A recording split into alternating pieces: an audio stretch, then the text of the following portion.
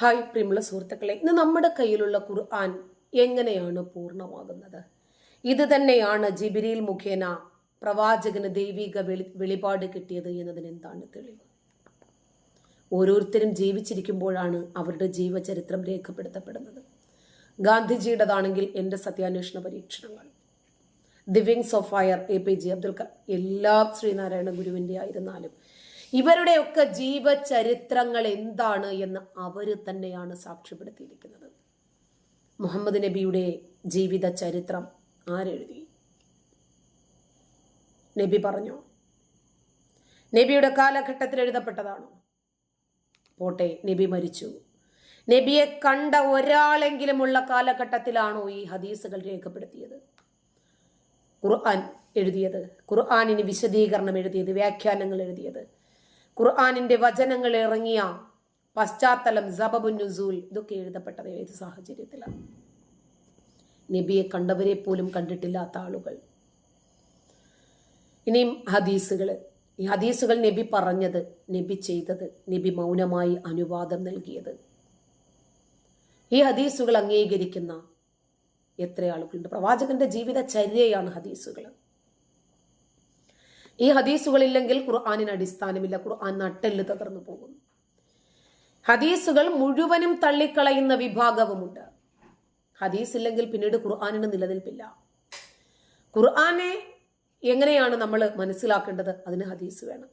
ഹദീസ് മനസ്സിലാക്കുന്നത് എങ്ങനെയാണ്? പ്രവാചകന് ശേഷം 200 വർഷങ്ങൾ കഴിഞ്ഞിട്ട് എഴുതി ഉണ്ടാക്കപ്പെട്ട ചില കാര്യങ്ങൾ.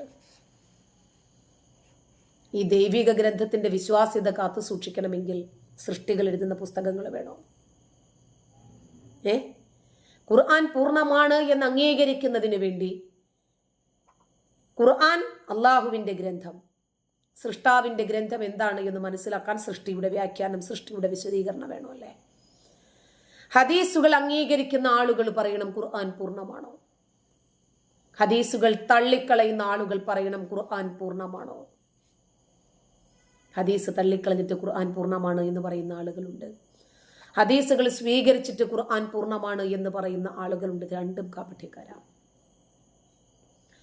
ഖുർആനിൽ നിന്നും ആയത്തുകൾ നഷ്ടപ്പെട്ടു പോയിട്ടുണ്ട് എന്ന് പറയുന്ന ഹദീസ് ഗ്രന്ഥമില്ലേ, ബുഖാരി,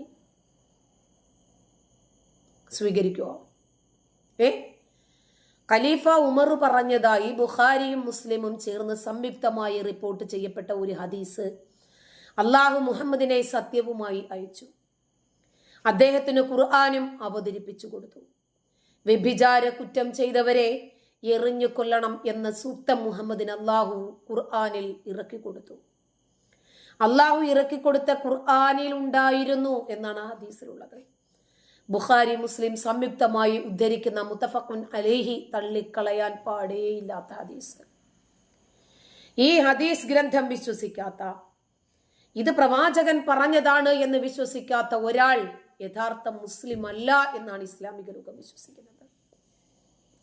ബുഖാരിയിലോ മുസ്ലിമിലോ ഉള്ള ഒരു ഹദീസെങ്കിലും തള്ളിക്കളഞ്ഞാൽ അവൻ മുസ്ലിമേ അല്ല. അങ്ങനെ വരുമ്പോൾ ഈ ഹദീസ് നിങ്ങൾ ഏത് രൂപത്തിലാണ് എടുക്കുന്നത്? ഈ ആയത്ത് പ്രവാചകൻ ജീവിച്ചിരിക്കുന്ന സമയത്ത് ഓതിയിട്ടുണ്ട്, പാരായണം ചെയ്യപ്പെട്ടിട്ടുണ്ടായിരുന്നു. ഈ എറിഞ്ഞു കൊല്ലാനുള്ള സൂക്തം പ്രവാചകൻ ജീവിച്ചിരിക്കുമ്പോൾ തന്നെ ജിബ്രീൽ മുഖേന പ്രവാചകന് ലഭിച്ച വചനങ്ങളാണ്. പക്ഷേ ഇന്ന് നമ്മൾ ഓതുന്ന ഖുർആനിൽ അതില്ല. മുഹമ്മദ് നബി ഓതിക്കൊണ്ടിരുന്നപ്പോൾ അതുണ്ടായിരുന്നു എന്നാണ് പറയുന്നത്. ഇതെങ്ങനെയാണ് അംഗീകരിക്കാൻ പറ്റുന്നത്? ബുഖാരിയും മുസ്ലിമും ഒരുമിച്ച് റിപ്പോർട്ട് ചെയ്യുന്ന ഒരു ഹദീസ് എന്ന് പറഞ്ഞാൽ ഹദീസ് ഖുദ്സിയല്ലേ? ഖുർആനോളം തന്നെ പരിശുദ്ധമായ ഹദീസുകൾ ഇല്ല എന്ന് നിങ്ങൾക്ക് പറയാൻ പറ്റും? നോക്കൂ, മുജാഹിദ് ബാലുശ്ശേരി പറയുന്നുണ്ട് ചില കാര്യങ്ങൾ.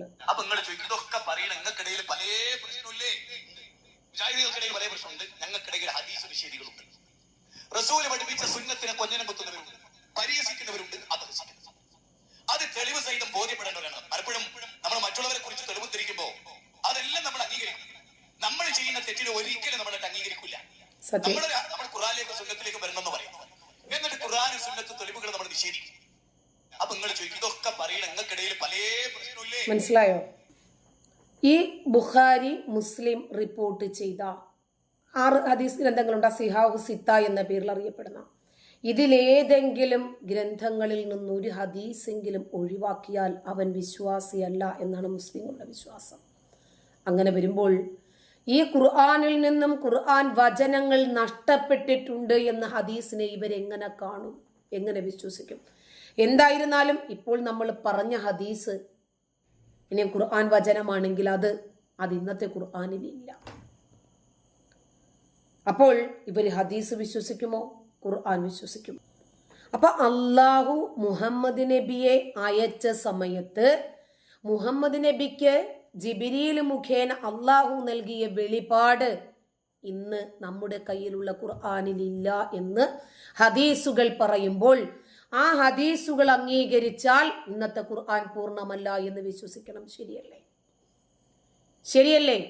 ഇനി മുലകുടി ബന്ധത്തെ സംബന്ധിക്കുന്ന സൂക്തമാണെങ്കിലോ, മുലകുടി ബന്ധം സാധൂകരിക്കപ്പെടുന്നതിനെ സംബന്ധിച്ച് 2 സൂക്തങ്ങൾ ഖുർആനിൽ ഉണ്ടായിരുന്നു എന്ന് ആയിഷ റിപ്പോർട്ട് ചെയ്യുന്ന ഹദീസാണ് മുസ്ലിം റിപ്പോർട്ട് ചെയ്തത്. അറിയപ്പെടുന്ന വിധത്തിൽ 10 പ്രാവശ്യം മുല കുടിക്കൽ കൊണ്ട് മുലകുടി ബന്ധം സ്ഥാപിതമാകും എന്ന നിയമത്തെ ദുർബലപ്പെടുത്തിക്കൊണ്ട് അറിയപ്പെടുന്ന 5 പ്രാവശ്യം മുല കുടിച്ചാൽ മുലകുടി ബന്ധം സ്ഥാപിതമാകും എന്ന സൂക്തം ഖുർആനിൽ ഉണ്ടായിരുന്നു. എങ്ങനെ കാണും ഇതിനെ?